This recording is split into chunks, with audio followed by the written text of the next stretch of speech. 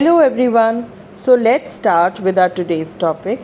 So today we'll be discussing about the topic that is the strange case of Britain.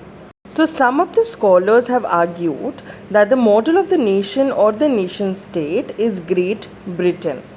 Now, in Britain, if we talk about, there is this formation of the nation state. It was not a result of a sudden revolution or an upheaval. So, the formation of nation state was not like a result of the revolution. Basically, it was the result of a long drawn out process.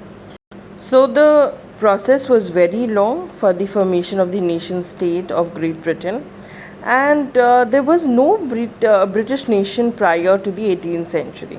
So before 18th century, there was no nation called as Britain, and the primary identities, if you talk about the people who were living that in that particular area, that those who were inhabited there, so the primary identity of the people who inhabited the British Isles were ethnic ones, such as there were English, there were Welsh, Scot, and Irish. Now, all these ethnic groups, if we talk about, they had their own culture, they had their own political traditions, they had their own traditions that they used to follow. But as the English nation grew slowly and slowly in wealth and importance and power, so slowly and slowly, as its power and importance increased, it was able to extend its influence over the other nations of the islands. Now, what happened was that the English Parliament, which has actually taken away the power from the monarchy in the 17th century, or exact year if we talk about, that was 1688, that is at the end of the protracted conflict. It was the instrument through which a nation state with England at its center came to be forged. Now, very importantly, if we talk about, so the Act of Union that was in 1707, that was between the England and the Great Britain, it meant that England was able to impose its influence on Scotland. So it is very important. This can come as a one mark question, that what was the Act of Union that was in 1707. Now the British Parliament was dominated by its English members, and the growth of a British identity meant that Scotland's distinctive culture and political institutions were systematically suppressed. So, as in the Parliament, in the British Parliament, there was the domination of the English members and there was the growth of British identity.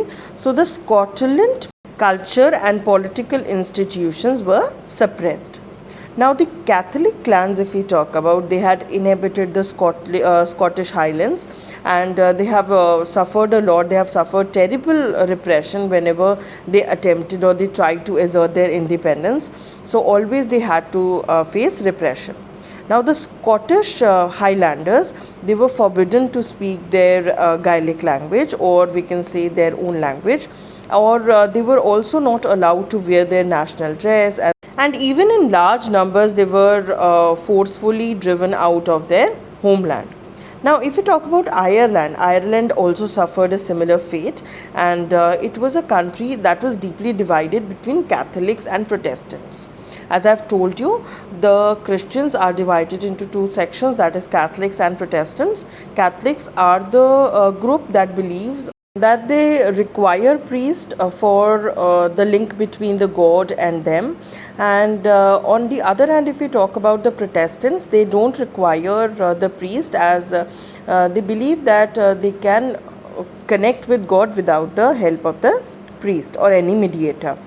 So it was deeply divided. Here we are talking about Ireland, which was deeply divided between Catholics and Protestants, and the English actually helped the Protestants of Ireland to establish their dominance over a largely Catholic country. So here the English were supporting the Protestants against the Catholics, and the Catholic revolts against the British dominance were suppressed. Now, after a failed revolt that was being led by Wolfe Tone and his United Irishmen, that was in 1798, Ireland was forcibly incorporated into the United Kingdom in 1801. Now, a new British nation was forged through the propagation of a dominant English culture. So, a new British nation was there, and the dominance there was of the English culture. And the symbols of the new Britain were the British national flag, that was the Union Jack. Then there was the national anthem, that is God Save Our Noble King.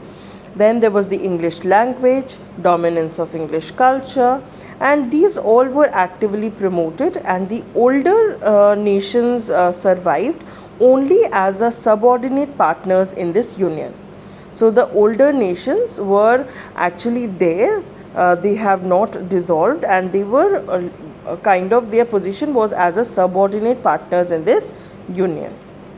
Now this picture is given on page number 22 of your book. Now this is figure number 15 that shows Garibaldi helping King Victor Emmanuel II of Sardinia Piedmont to pull on the boat named Italy.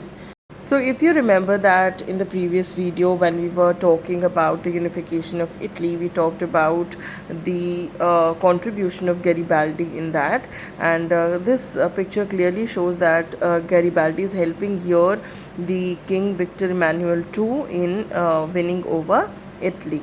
Now this is an English caricature of 1859. Now, what is the meaning of the term ethnic? You must have heard this a lot of times in this chapter. Now, the ethnic term means that it basically relates to a common racial, tribal, or cultural origin or background that a community identifies with or claims to have. So, there were various ethnic groups that existed that had their own racial, tribal, or cultural origin, and they usually live in groups or community which have common background or common cultural origin. So children, that's all for today. We'll come back again with the next video with the next topic. Thank you so much.